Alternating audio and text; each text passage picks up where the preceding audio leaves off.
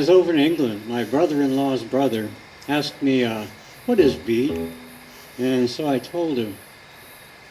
He asked me what beat was. So I told him, beat is not a what, beat is an it.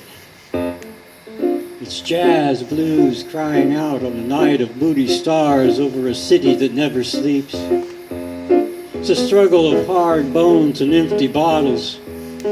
It's dreams left sleeping by the click-clack railroad tracks, and dreams waking on the beach with the taste of last night's drunk still on your mouth. It's calling out your lover's name so loud that it shakes the sky to brightness and moves through the day with fierce determination. It's living present and feeling the perception that there will not be another day like this ever. It's balancing feathers and driving around the world with a stereo blasting through the interstellar air. Its blades spinning through psychedelic movements of wind, powering the lights at the end of the world. Beat is when someone takes all you have, then disappears into a fog of missing possibilities and leaves you there crying at a table set for one. Beat is when you don't care anymore that you are beat. You just lean forward and listen to the flapping of your shoes on the hot asphalt of a slow boiling summer's day. Beat is yow, man. Beat is yow, man. Beat is yow, man. Cool, cool, cool. It's beat children struggling to save a beat planet from plastic bags roiling in a radiated sea. Beat is beat down. Beat is beat up. Beat is life, baby.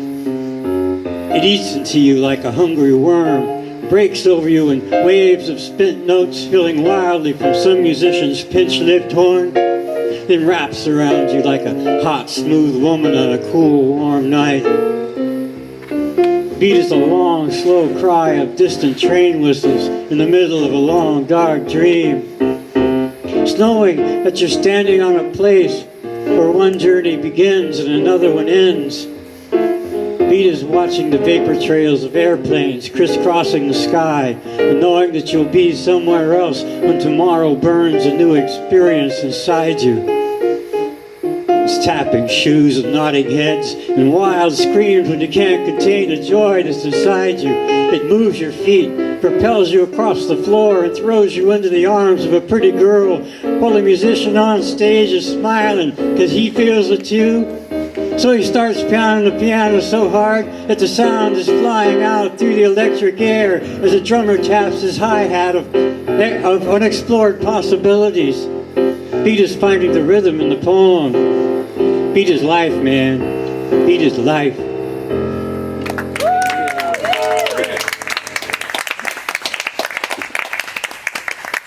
The day that Ginsberg died, I went to a coffee shop, read Howl all the way through, and wrote this.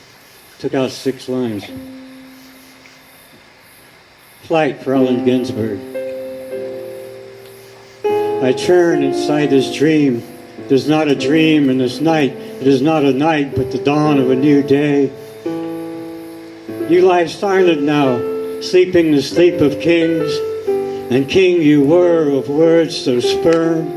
And king you were of words, of music, of sperm swilling and protest, uttering profanities that rent streets, calling to blue mornings and red nights, smashing lights scattered along the empty streets where the beat slowly disappears behind a curtain of closed eyes. They will publish your last book in commemoration, and you will howl again from the bookshelves and from old news clips. You will spit from the stage of my memory, gray beard of a giant man, your shoes tapping the polished floor as you rage on, delivering your words to the wise and foolish alike, your words that have graced the ears of many mouths of men, your words debated by senators and prostitutes and tow-headed farm boys drooling their way through university lit courses. I see your shadow. It catches at the corner of my eye as you steal away with its life in your pocket. A pocket with your hand deep inside of it, fondling your dick, remembering all the men who have enjoyed it or who would have liked to. The cannibal of your soul ate only greens and meditated on blank verse society as you chanted mantras to Dylan, protesting skeletons of war over the drumming roar of B-52s churning their way over North Vietnam. And all the time you were leaving, constantly moving across the cracked back of America, spreading seeds of revolution as you careened through the drunken streets of broken glass, where passed out drunks were spread like almond paste along the sleeping sidewalks.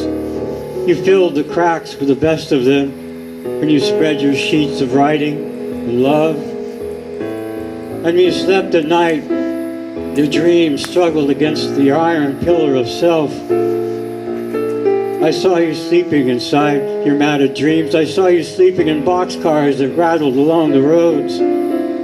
I saw you raging in Patterson on a night of magic and terror, the picture of your lover placed purposefully on the table, covered with his handkerchief, still stained with his semen.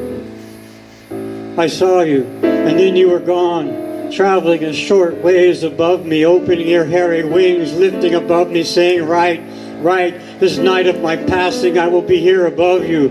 Right, you said, do not look up too long or you will stumble over the crumbling architecture of the coming century. You said, look down at the page and then out into the stub-toed world. Pluck its images off like flies' wings, crush the juice from them and spill their used seed back upon your paper. You said, peel back the eyeballs of consciousness, slice open the womb of contemporary thinking, take out my child with both hands and report his crime to the Boston Globe. You said this, and I heard you whisper, right. My head turned down, I wrote, pen flashing, lightning and thunder, my pen spilling its seed upon the virgin page where it remembers you.